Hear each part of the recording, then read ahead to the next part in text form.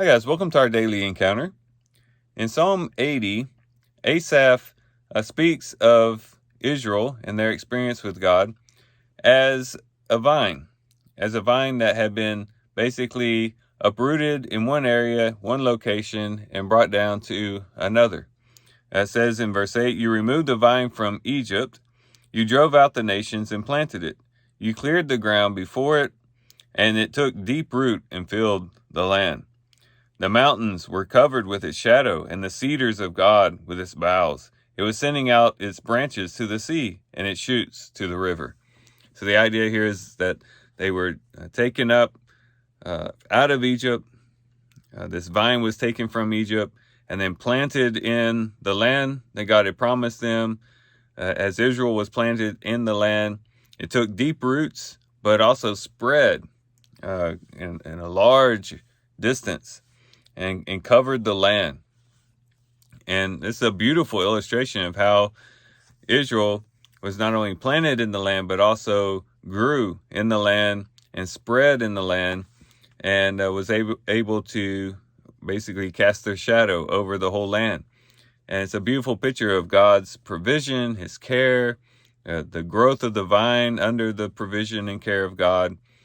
And that's kind of what Asaph is bringing out in that particular section of Psalm 80.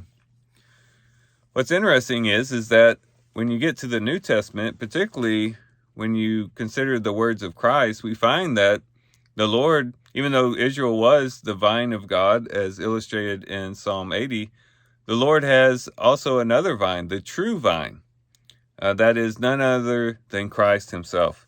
In John 15 and verse 1, Jesus said, "I am the true vine, and my Father is the vine dresser." Once again, this illustration of a vine, he calls his Father the vine dresser, which fits with the illustration in Psalm 80. But he goes on to say in verse 2, "Every branch of me that does not bear fruit, he takes away, and every branch that bears fruit, he prunes it so that it may bear more fruit." And then he goes on to say in verse 5, "I am the vine, you are the branches. He who abides in me, and I in him, he bears much fruit. For apart from me, you can do nothing." And really that whole section in John 15 really brings out this idea of Christ being the vine. We're connected to the vine as branches with the purpose of bearing fruit for the Father, for the vine dresser. And so we can see a similar thing in John 15 as we saw in Psalm 80. That is, God has planted his vine, that is Christ, on the earth. Through his ministry, through his death, burial, and resurrection, Christ has become the vine of God. And we have had the privilege of being able to be connected to this vine as the branches. But the idea is that this vine ought to spread, not just in the land of Israel, but to the ends of the earth.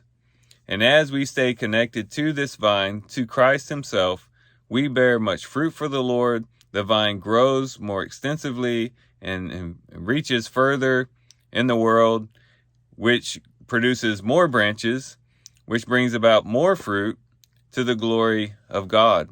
And it's a beautiful illustration of how Christ can expand and grow on the earth as we, the branches, abide in him, stay connected to him, stay in union with him.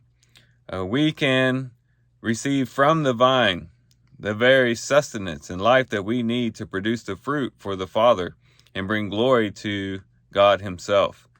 So let's remember who we are in connection to Christ. Let's remember that this vine that we're connected to is meant for growth and for expansion, and that we can participate in that as we stay connected to the vine, as we're faithful to the vine, and as we become willing agents to bear fruit for the vine. And so that helps us to hopefully have the right perspective as we go through our day-to-day activities. Let's not remember that our first and primary responsibility is to stay connected to Christ through prayer, through reading of the word, through worship, by fixing our eyes on Christ, the author and finisher of our faith, staying connected to him in life so that we can become his expression, his expansion on this earth, and bring much glory to the Father. So these are some things we can reflect on as we do our reading today. With that, guys, I do thank you for watching the video today. Hope you guys have a great day. Love you guys. God bless.